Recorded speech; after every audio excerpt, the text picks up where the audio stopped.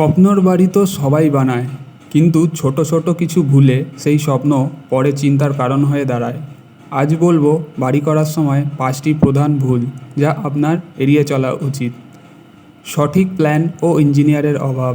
অনেকেই অভিজ্ঞ ইঞ্জিনিয়ার ছাড়াই রাজমিস্ত্রি দিয়ে কাজ শুরু করেন। মনে রাখবেন, সঠিক স্ট্রাকচারাল ডিজাইন ছাড়া বাড়ি করা মানে নিজের জীবনের ঝুঁকি নেওয়া। 2. মাটি পরীক্ষা বা সয়েল টেস্ট না করা।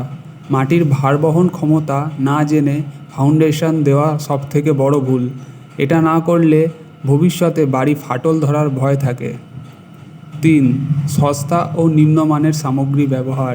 সামান্য কিছু টাকা বাঁচাতে গিয়ে নিম্নমানের রড বা সিমেন্ট ব্যবহার করবেন না। বাড়ির স্থায়িত্ব কিন্তু এই উপকরণের উপরেই নির্ভর করে। কিউরিং বা জল দেওয়ার অবহেলা। ঢালাইয়ের পর সঠিক সময় ধরে জল না দিলে কংক্রিট তার পূর্ণ শক্তি পায় না। অন্তত 7 থেকে 14 দিন নিয়মিত কিউরিং করা বাধ্যতামূলক। ইলেকট্রিক ও প্লাম্বিং পয়েন্টের ভুল পরিকল্পনা।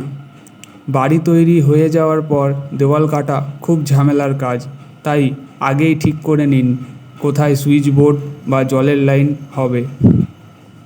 আপনার স্বপ্নের বাড়িকে মজবুত আর নিখুঁত করতে চাইলে আজই যোগাযোগ করুন স্বপ্ননীড় কনস্ট্রাকশনের সাথে।